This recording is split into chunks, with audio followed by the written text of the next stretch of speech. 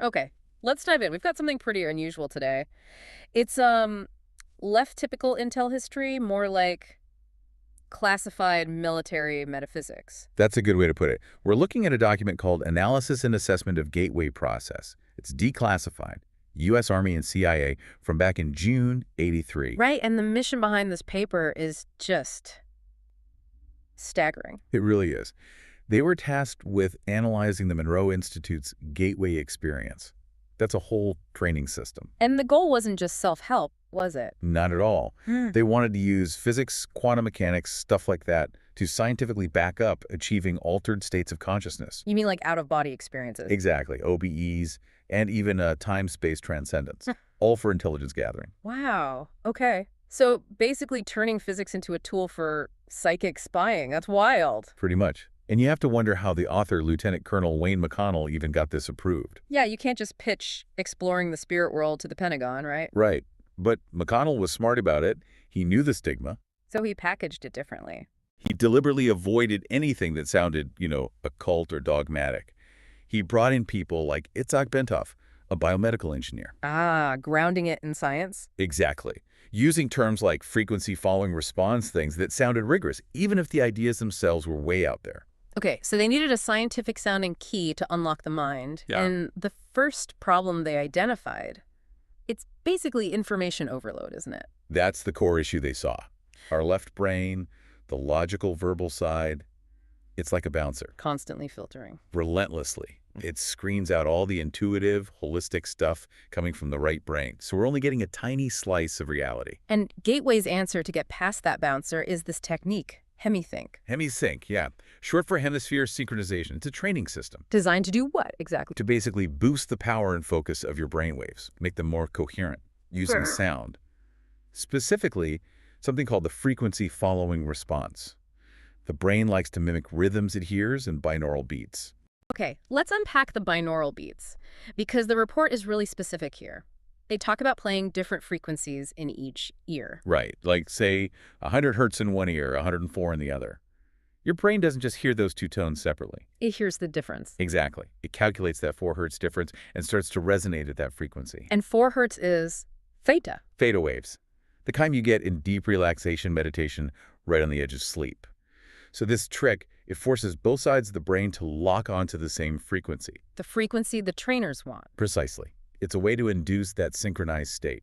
A kind of shortcut to meditation. I like the analogy they used. The normal mind is like a lamp, light spreading everywhere. Unfocused, yeah. But Hemisync aims to turn it into a laser. Focused. Disciplined. That's the goal. Yeah. But you don't just jump into it. There's prep work. Right. The foundations. Relaxation, meditation, and something called resonant breathing. Yeah, that's key. Deep, rhythmic breathing. They talk about using it to swirl energy through the body. It's about mobilizing what they see as your non-physical self. Which leads to this other concept, the rebel, resonant energy balloon. The rebel. It sounds a bit strange, but they treat it seriously. It's not just visualization then. They describe it as a real protective shield, a vibrating energy field you create around yourself. Protection for what? For your consciousness, basically. Ah, As you start messing with these energy fields, expanding your awareness, the rebel is meant to keep you grounded and safe, like a psychological spacesuit. okay. Preparing the vehicle for the journey. And that journey, it required a whole new physics framework, didn't it? This is where it gets really weird. This is where they lay the foundation for everything else. And it starts with a claim so radical, it's hard to believe it's in a military document. Get me with it. Solid matter, quote, in the strict construction of the term, simply does not exist. Wait, what solid matter doesn't exist, according to the U.S. Army and CIA in 1983. That's what it says. How do they even begin to justify that? I mean, the paper itself is solid, isn't it? Their justification comes from physics, particle physics specifically. Right. They say atoms aren't solid bits, they're oscillating energy grids. Grids, like patterns of vibration. Yeah, vibrating incredibly fast Yeah. and mostly empty space. So from that perspective, we aren't solid either.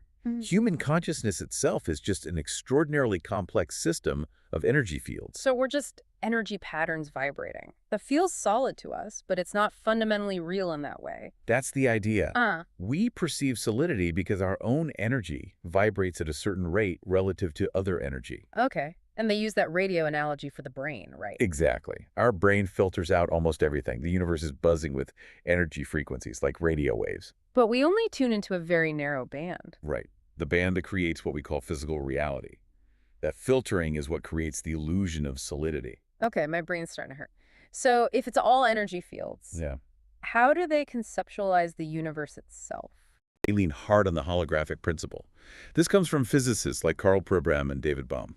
The idea that the universe is a hologram. A giant, complex, interacting hologram made of energy fields. Yeah. And our minds, also holograms. Little holograms inside the big one? Sort of. Our minds attune themselves to the universal hologram, and that process is consciousness. Okay, I think I follow the filtering idea, but jumping to the whole universe being one hologram, Yeah. it feels like a huge leap. Did McConnell make that connection convincingly in the report? He tried to bridge it using the brain hemispheres again. How so? The right hemisphere, they proposed, gets the full holographic data stream. Everything. Nonlinear, holistic. The raw feed. Yeah. But the left hemisphere immediately jumps in, acting like software. What does the software do? It reduces that infinite holographic input into neat little packages, words, symbols, linear thoughts, manageable stuff. So hemisync. The goal is to quiet down that left brain software. Temporarily short-circuit it, yeah. Let the right brain perceive more of the unfiltered holographic reality. And if you can do that, perceive reality unfiltered, then you can start tackling the biggest filter of all time. Exactly. And their definition of time is, well, deceptively simple. What is it? Time is just a measure of energy and motion. That's it. Okay. So if time is energy moving, Then to transcend time, you have to stop the motion. You have to bring the energy oscillation down to absolute rest. stop the vibration. And this is where that clicking out idea comes in. How slow does it need to get? This is maybe the most specific and mind-bending part. They tie it to Planck's distance. Planck's distance, isn't that like the smallest possible length in physics? Exactly. 10 to the minus 33 centimeters. It's the fundamental pixel size of reality. Below that, space and time as we know them, they just don't apply. So the theory is, if your consciousness frequency drops below that limit, Your consciousness clicks out of our time-space dimension. It leaves the hologram, essentially, and joins infinity. joins infinity. Wow. And they actually give this state a name in the report. They do. They call it the absolute. The absolute. That sounds incredibly spiritual for a military document. How do they define it? They stick to physics terms, mostly. Probably. The absolute is conscious energy, totally at rest in infinity, At rest, immobile. completely still. And because it's still an infinite, it occupies every dimension, every point in time, simultaneously, past, present, future. It's all there, contained within it. The source of everything. The fundamental ground of being, yeah. But here's the kicker, the philosophical bombshell they drop. If the absolute is this infinite resting consciousness, how does it become aware of itself? This is where it loops back in a really strange way. The report suggests the absolute achieves self-awareness Right? by projecting a hologram of itself, Which is our reality. our reality, Yeah. our universe. Yeah. And then it perceives that projection. Well, wait. Yeah. The conclusion is, we are the universe experiencing itself. Our collective consciousness is how the absolute knows it exists. That's the implication. Stated pretty plainly in this classified paper, we created the absolute and our reality by being the perceivers. So the CIA is basically saying we're God's feedback loop, that our lives are how the universe wakes up. How on earth does that translate into a practical military application? Well, the practicality comes from understanding your own nature as that consciousness. If you are fundamentally part of this absolute, potentially capable of manipulating reality, you need tools. Ah, okay. So after the cosmic theory, they get back to the how-to. Right. How does the trained operative manage this expanded state? What are the practical techniques? Let's get into those. The tools for this. Extended self, what did they involve? Very specific visualization exercises. Yeah. First up is the energy bar tool, or EBT. An energy bar. You visualize a bright, pulsing bar of energy. You learn to use it mentally to direct and focus non-physical energies, maybe within your own body or elsewhere. And they went deeper with visualization, didn't they? The living body map, LBM, Yeah, the LBM. This trains you to stop seeing yourself as just flesh and bone. and see yourself as energy systems. Exactly. You visualize your body like a silhouette, but with color codes. Blue for nerves, red for circulation, yellow for lymph, things like that. Why? What's the purpose? To sense imbalances, to find areas of illness or blockage in your energy field, and then use focused thought, maybe using the EBT to repair them, directing energy flow for healing. Okay, visualizing energy tools, mapping your body's energy. Where does it lead? What's the application? It culminates in a technique they call patterning. Patterning. What's that? This is where you apply your expanded consciousness outwardly. Remember, the premise is consciousness creates reality. So patterning is Yeah. using your mind to change things. Basically, yes. Using intense, focused thought, imagination, and expectation to influence or adjust reality. You visualize a desired outcome with such intensity that you help manifest it. That sounds powerful and very relevant to intelligence or military goals. Absolutely. And this leads directly into the different focus levels they aim to achieve with HemiSync. These are distinct states of consciousness. Okay, tell me about those. Focus 12 is the start.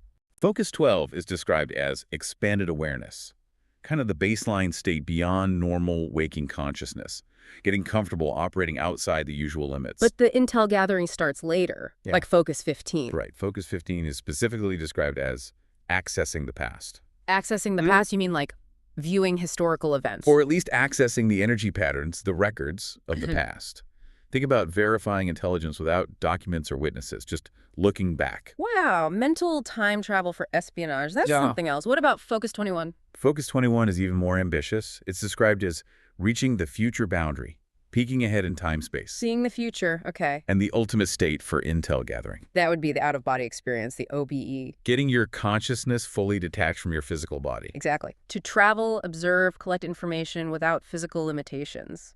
The report mentions inducing this using techniques similar to what happens naturally in REM sleep or sleep paralysis, pure remote viewing. This is all just mind-boggling stuff to find in an official government document. And wasn't there some controversy about a missing page when it was first released? Ah, yes.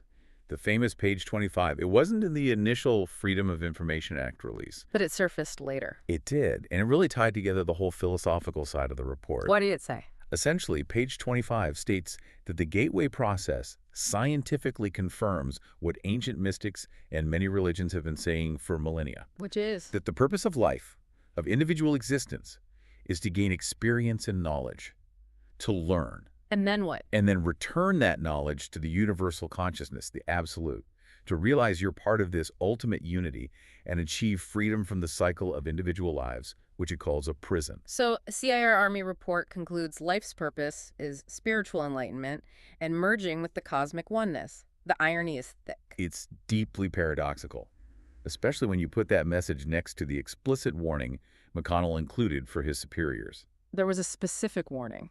Oh, yeah.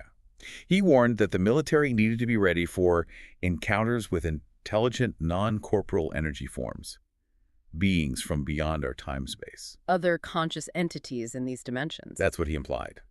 He basically said, if we develop these abilities, we need to be prepared for potential psychic war. Good grief. From universal unity to psychic warfare in the same report. And we should also mention the risks, right? This wasn't all positive transformation. Definitely not. The report acknowledges potential psychological dangers. While many people using these techniques reported positive effects, clarity, creativity, self-awareness, there were negative outcomes too. Such as? Intense anxiety, depression, even psychosis in some rare cases. The dangers seem to be getting unmoored, Losing your grip on physical reality. becoming psychologically untethered, as they put it. Yeah. It shows they knew they were dealing with something powerful and potentially destabilizing. Okay, so let's try and wrap our heads around this deep dive. We've got a serious, technical, classified U.S. military document. Using quantum physics, neuroscience terms like binaural beats, Planck's distance. To justify exploring altered states, OBEs, and ultimately concluding that reality is a hologram, consciousness is fundamental, and the goal is unity with an infinite source called the Absolute. It's an incredible collision of worlds, science and mysticism, military intelligence, and spiritual transcendence. The big takeaway seems to be how closely their scientific model aligns with ancient spiritual ideas. Right. The language is different, oscillating grids, energy fields, holograms, but the concept of the absolute, this infinite, aware, motionless source of all reality. It sounds an awful lot like descriptions of God, Brahman, the Tao, you name it. Exactly. It's like military intelligence and theoretical physics stumbled onto the same conclusion that mystics reached through inner experience. Which really leaves you, the listener, with a massive question, doesn't it? It does. If these two vastly different paths, hard science and deep spirituality, arrive at the same endpoint, the same description of ultimate reality, What does that imply about the true nature of things? And maybe even more personally, if this model is even remotely accurate, what actually happens to all the experiences, the knowledge, the you that you are, when you finally click out for good?